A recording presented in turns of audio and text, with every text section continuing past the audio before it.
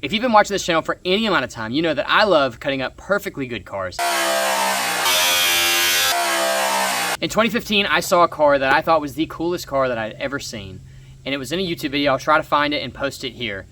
And it was a, as described, supercharged Rocket Bunny FRS. Now, I thought the FRS was cool by itself, but this thing looked completely insane. Now, I have been drawing cars since I was 12 years old, every single day drawing cars. It's what I want to do. I wanted to be an automotive designer. And one thing that really inspired me, like so many in my generation, was the Group B design. Just super wide flares, big wings. Pikes Peak cars too were a huge influence on my design. And I just loved it. And I found this car, this kit, that looked like something from that era, but more modern. So obviously I did a deep dive into Rocket Bunny, and I found a man by the name of Kei Miura. Now, Miura-san started his journey by designing rides in Japan for Disney, and that got him into fiberglass production, mold making, and kit building, as well as 3D design and Rhino. And he carried that into his love for cars, ultimately resulting in the wide bodies that we all know and love today. Now, upon finding out about Miura-san and Rocket Bunny, I also found out about another builder who had made it into the States several years earlier with some of his crazy 911 builds. Now, I had always been a huge 911 fan. I'd always wanted a 911, although they always felt like they were a little bit out of reach. And then I found Nakai-san. Now, Akira Nakai is a Japanese car builder famous for his work on RWBs. Now, to me, I feel like everyone knows about RWBs, but in just normal conversation when I talk about them, which is a lot, most people don't know what they are. So just to give you a quick run up, Akira Nakai started racing and raced with his friends and built cars with his friends. They were always very low, very wide, and they were called Rough World. And Rough World just meant they looked rough. They looked like cars that were meant to be used, but they were beautiful, in my opinion. And then he moved into Porsche. He had always loved 911s, and he ended up having the opportunity to buy one and build it into what we know now as an RWB, or Ruhewelt-Begriff Porsche. But as you can imagine, for me and my Group B and Pikes Peak love as a child, fenders that are almost a foot wide, giant wings stacked on top of giant wings, sometimes stacked on top of another giant wing, was everything I could ever dream of in a car. And on top of that, his whole mantra was that he built it because he wanted to. And that was enough for me to cut up my very first wide body car, which was my Toyota MR2, which sent me down the path that I'm on today, where we wide body literally everything here at Build. Now, if you want to see any of my past wide body builds, you can check them out at the end of the video. But that's not really what this is about. This is about my space. Now, I've always been into art. I've loved art since I was a kid. I mean, I always drew, painted, sculpted. It was just something that came natural to me, and cars were my natural progression into adult, no, I can't say adult art. That sounds bad. Now, I also had a love for engineering, I guess. It was Legos and Connects when I was a kid, and cars just caught my attention very early on. And so as I got a little older and I realized people were building cars by hand and sculpting and painting and doing all these things that I had always loved, I wanted cars. In fact, I remember telling my brother when I was 14 that I didn't really care if I drove the car. I just wanted to have a car to work on, and it's kind of still the same way. I don't know, I tend to be a little bit obsessive. And so I looked at kind of their whole life and their history and how they got to where they were and their kind of theory on building cars and why they do it. And one of the things that struck me is they both had space. They both had their artistic space, and they are very artistic. I encourage you to go look at either of their garages. It's an OCD person's nightmare, but for a creative person, it's awesome. There's inspiration everywhere in these men's garage, and I thought, man, I really want that. And that is what today's video is about. I built my own automotive art studio, and we're gonna be turning this thing into a studio. We're modeling it off of Miura-san's garage and off of Nakai-san's garage. Hopefully I'll have less stuff in there, but I can't make any promises. But the ultimate goal is that when I walk into this place, I'm inspired to build. I'm inspired to create something that you guys, that the world has never seen before. But to get to that point, I've got to take you through the painstaking year that I've had trying to build this shop. Now, I should preface with this. This isn't a complaint in that I'm so happy that there's a shop, but man, it was tough to get it here. It was so tough, and it's a huge reason why I haven't posted in so long, because I've been working to get the shop up. It was supposed to be a 2-month build, and well, it wasn't.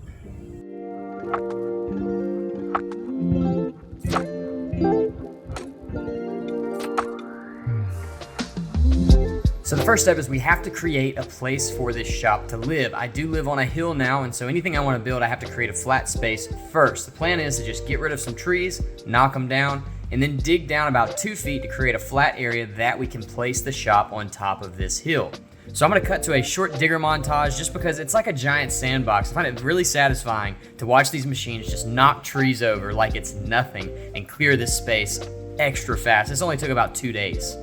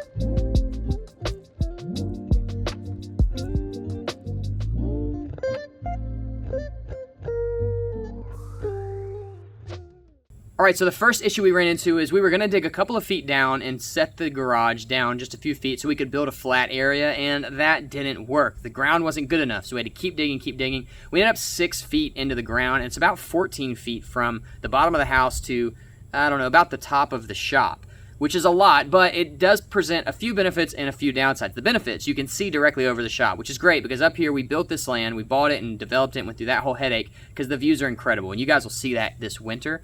But I was afraid the shop was going to kind of obstruct that, and it didn't really want it to, so that was a great benefit. The downsides are that now I got to figure out how to get cars all the way down that hill and into the shop, and there's erosion issues that you deal with anytime you dig up that much land, but that is future Matt's problem. Next, it was the concrete guy's turn to come in and pour us a slab.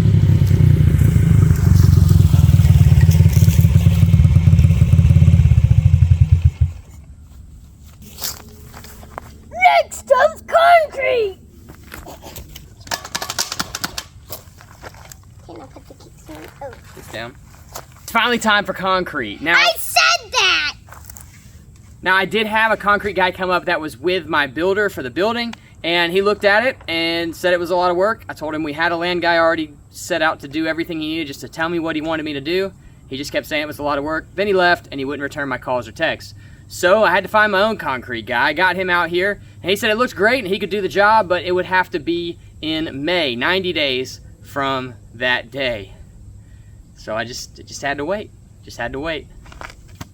The first guy had me buy $900 worth of gravel, which we don't need now because he is not doing the job. So I'm sure it'll come in handy at some point.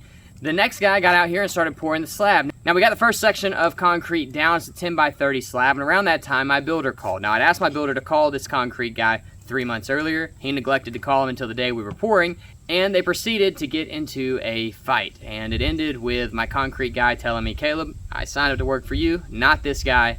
I gotta leave." So he left, and I was back to no concrete. Now at this point, we started in November, it is now May, and I've got no concrete guy, and I'm no closer to having a building on this property than, well, really than the day we started. I do have a nice patio though.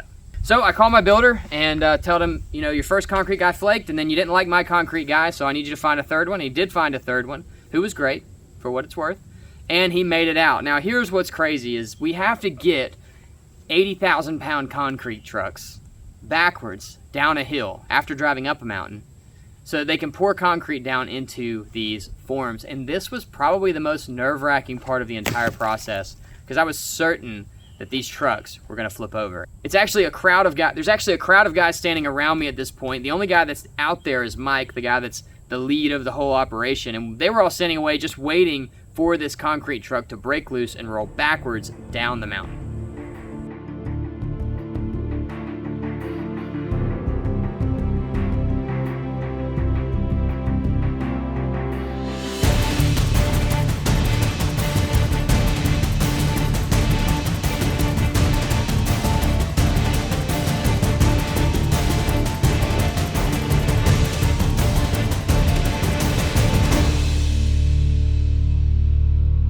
luckily that didn't happen. They got the concrete trucks in, and it was time to finally pour concrete. 9 months of waiting for concrete, and we finally are getting a slab.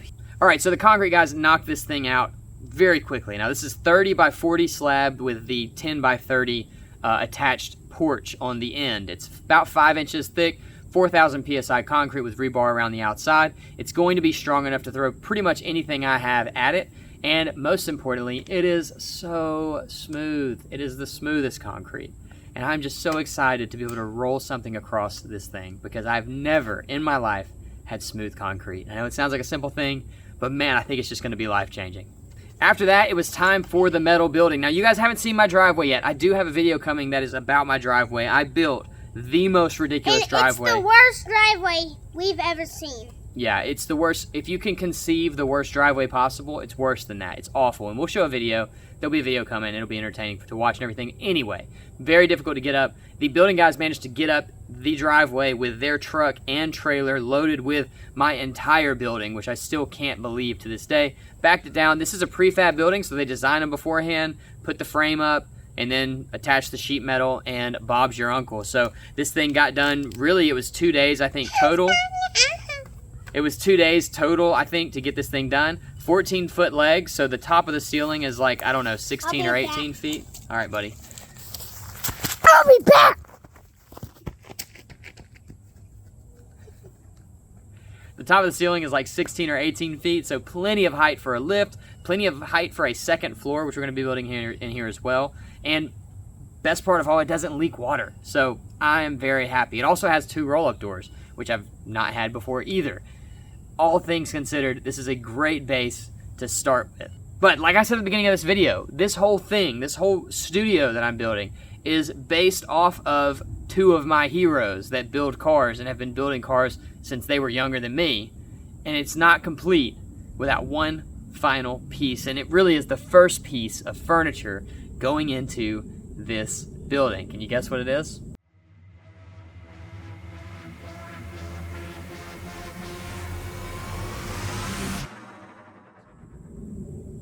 It's a chair.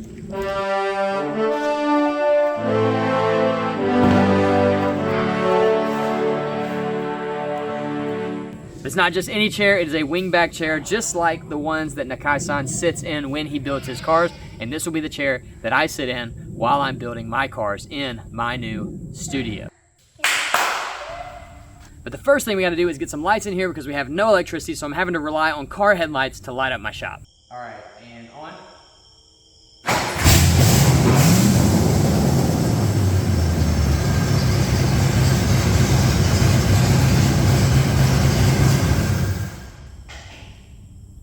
It drives. You'll see it next week, driving down the street. It's so sick. I cannot wait to show you.